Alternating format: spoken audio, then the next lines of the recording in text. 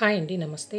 Super టేస్టీగా mutton ఫ్రైని సింపుల్గా ఎలాంటి మసాలాలు వాడకుండా ఎలా చేసుకోవాలో ఈ వీడియోలో చూపిస్తా అండి. రెగ్యులర్గా అందరూ చికెన్ ఫ్రై చేసుకుంటుంటారు ఎక్కువ, కానీ ఈ విధంగా నేను చూపించిన స్టైల్లో ఈ మటన్ ఫ్రైని ఒక్కసారి టేస్ట్ చేశారంటే మళ్ళీ మళ్ళీ ఇదే చేసుకొని తింటుంటారు, అంత బాగుంటుంది. నేను చేసిన మటన్ ఫ్రై ఇంట్లో వాళ్ళందరికీ బాగా నచ్చిందండి. ఒకసారి వీడియో చూసి మీరు కూడా తప్పకుండా ట్రై చేయండి. మటన్ ఫ్రై చేయడానికి మీడియం సైజులో ఇలా విత్ బోన్స్తో సహా మటన్ని తీసుకున్నాను. మీ ఇష్టం అండి, బోన్లెస్ అయినా మటన్ని తీసుకొని ఫ్రై చేసుకోవచ్చు.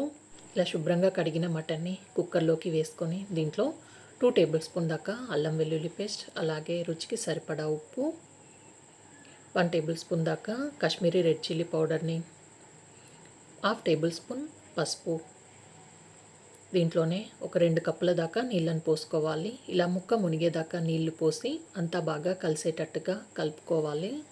ఇలా ఇవన్నీ బాగా కలిసిన తర్వాత ఇప్పుడు కుక్కర్ పైన మూత పెట్టేసి ఒక 2 విజిల్ వచ్చే వరకు ఉడికించుకోవాలి. నేను తీసుకున్న మటన్ లేతది కాబట్టి ఒక 2 విజిల్ల వరకే ఉడికించుకున్నాను. అదే మీరు ముదిరిన మటన్ తీసుకుంటే ఎక్స్ట్రా 2 విజిల్ వచ్చే వరకు ఉడికించుకోండి. ఒక 2 విజిల్ల తర్వాత ప్రెషర్ మొత్తం పోయాక మూత తీసి చూపిస్తున్నాను. మటన్ని మరి మొత్తం మెత్తగా కాకుండా ఒక 80-90% ఉడికించుకుంటే సరిపోతుంది. మీడియం ఫ్లేమ్లో ఈ నీళ్ళన్నీ ఎగిరిపోయి మటన్ దగ్గరగా అయ్యేదాకా ఉడికించుకోవాలి. అంతలోపు మటన్ కూడా మెత్తగా ఉడికిపోతుంది. ఇక్కడ నాకైతే ఒక 7-8 నిమిషాల వరకు మటన్లో నుండి నీళ్ళన్నీ పోయి ఇలా దగ్గరగా అయ్యిందండి. ఇప్పుడు స్టవ్ పై నుండి దించేసి వేరొక ప్యాన్ పెట్టుకొని అందులోకి 3-4 టేబుల్ స్పూన్ దాకా ఆయిల్ వేసుకోవాలి. ఈ ఫ్రైకి కొంచెం ఆయిల్ ఎక్కువగానే పడుతుందండి. ఇలా ఆయిల్ వేడైన తర్వాత ముందుగా ఉడికించుకున్న మటన్ని వేసుకొని అలాగే వదిలేయకుండా అడుగు నుండి ఇలా కలుపుకుంటూ ఒక 2-3 నిమిషాల పాటు బాగా ఫ్రై చేసుకోవాలి.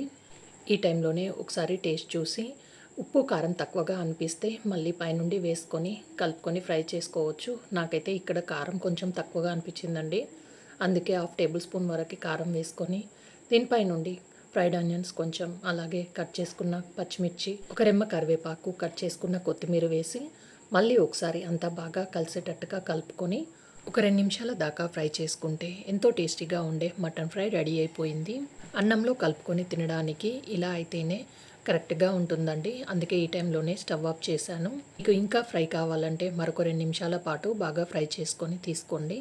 ఎప్పుడూ చికెన్ ఫ్రై కాకుండా ఇలా ఒకసారి మటన్ ఫ్రైని మీ ఇంటికి గెస్ట్లు వచ్చినప్పుడు కానీ లేదన్నా స్పెషల్ డేస్లో కానీ ఇలా ఒకసారి తప్పకుండా నేను చూపించిన విధంగా ట్రై చేయండి. ట్రై చేశాక మటన్ ఫ్రై ఎలా కుదిరిందో కింద కామెంట్ చేయండి.